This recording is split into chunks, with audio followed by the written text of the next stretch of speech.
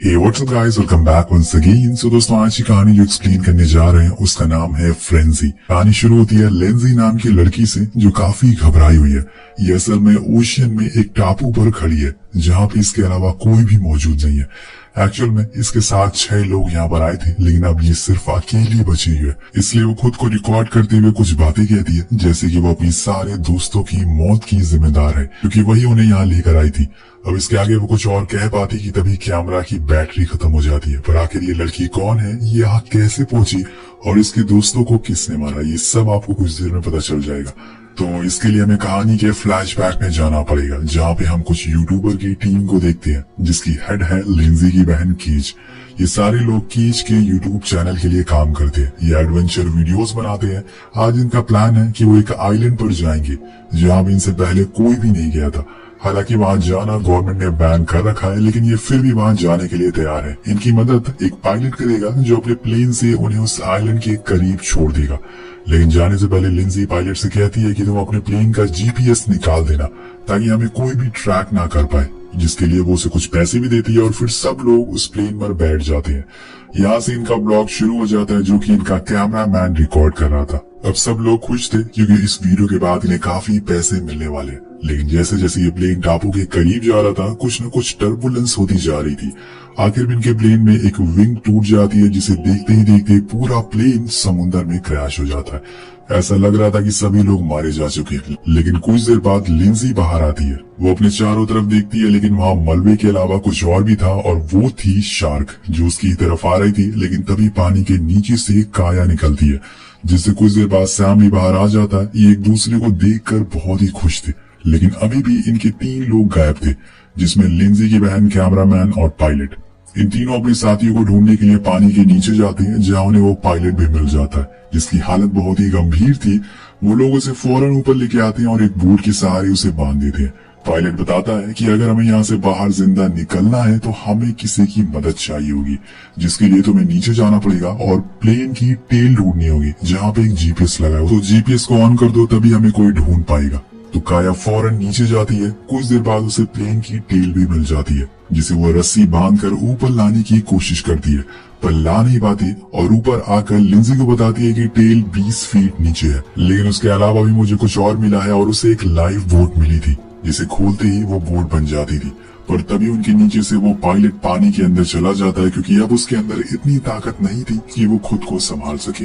वहीं ये लोग उस बोट के ऊपर बैठ जाते हैं, पर इन्हें सैम कहीं दिखाई नहीं दे रहा था। असल में ये लोग जिस जगह पे मौजूद है वहाँ से वो आइलैंड बहुत ही करीब होता है। तो सैम वहाँ से स्विम करके जाना चाह रहा था ताकि उसे वहाँ जाकर कोई हेल्प मिल सके।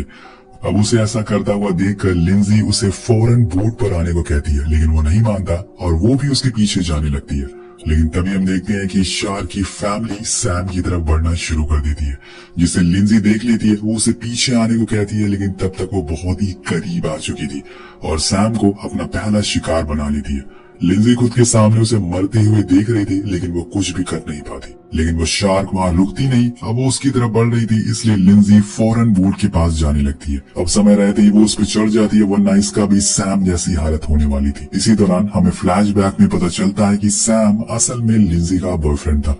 वो कुछ दिन पहले इनकी टीम से जुड़ा था और लिंजी के कहने पर ही वो यहाँ पर आया था और आज उसकी वजह से ही वो मारा गया। यही सब सोचकर वो रोने लगती है और उसे खुद गिल्ट फील हो रहा था।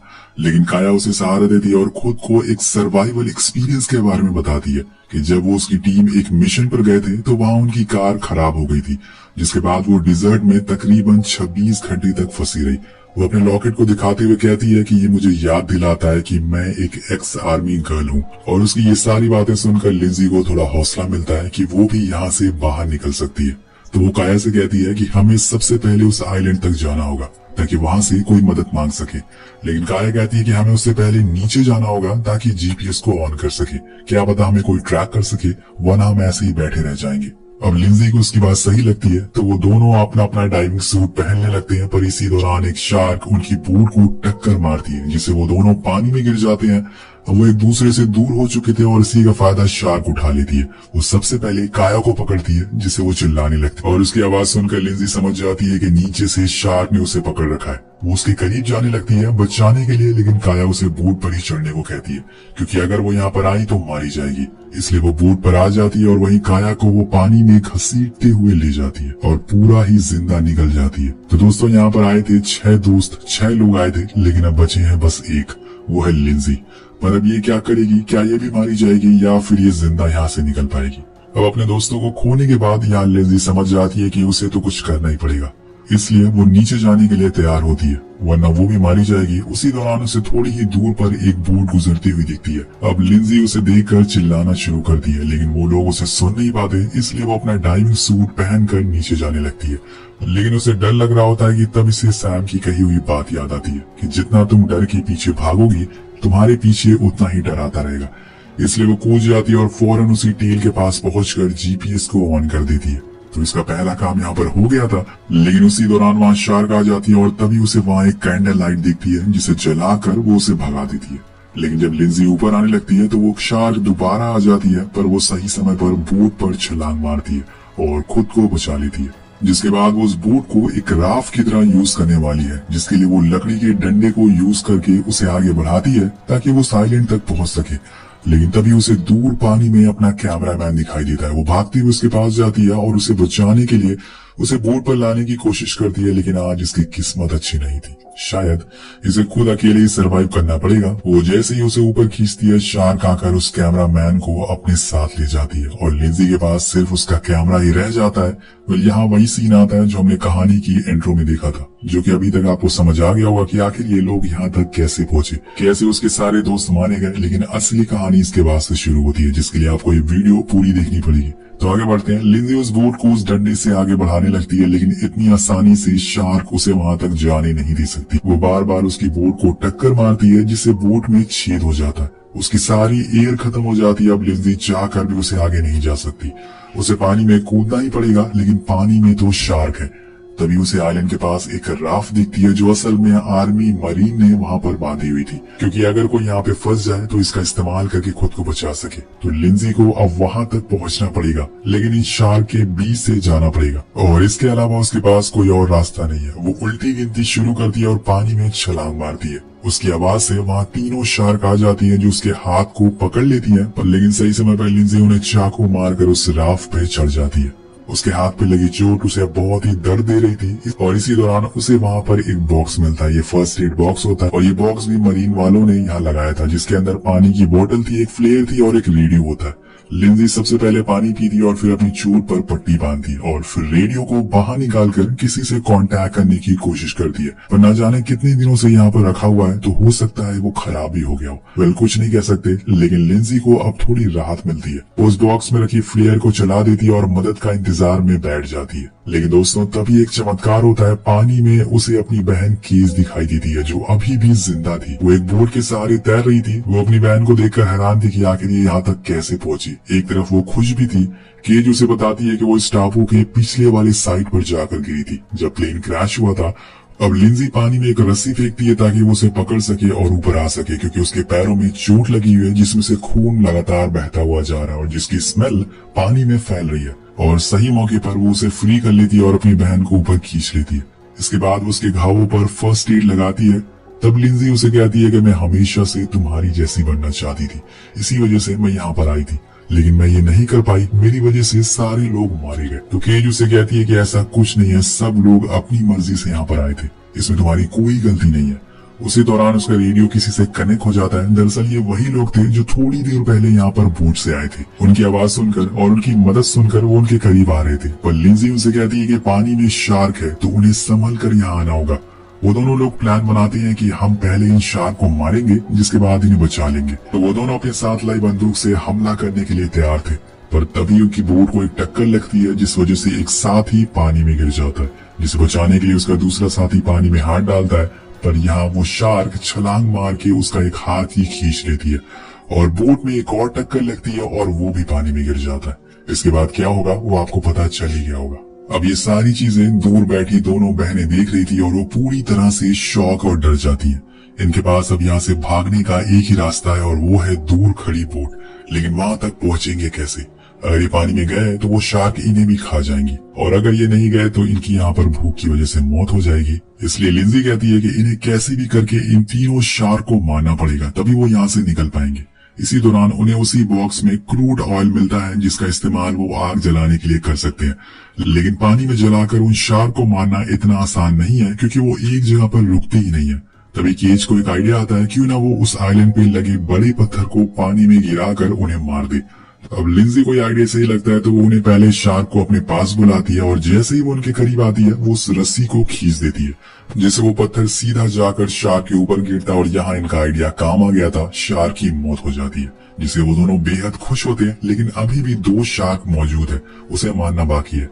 तो तभी उन्हें दूर उस आदमी की बंदूक दिखाई देती है, जिसके पास किसी को तो जाना पड़ेगा। जिसके लिए वो दोनों पहले 2 पत्थर उठाते हैं, जिसके ऊपर वो अपनी पट्टियां बांध देती है, जिसमें खून लगा हुआ था, और फिर वो उसे दूर दिशा में फेंक देती है, जिससे वो शार्क खून की स्मेल से डिस्ट्रैक्ट हो सके। और मौका देखकर केज उस बंदूक के पास जाने लगती है, वो उसे पकड़ लेती है।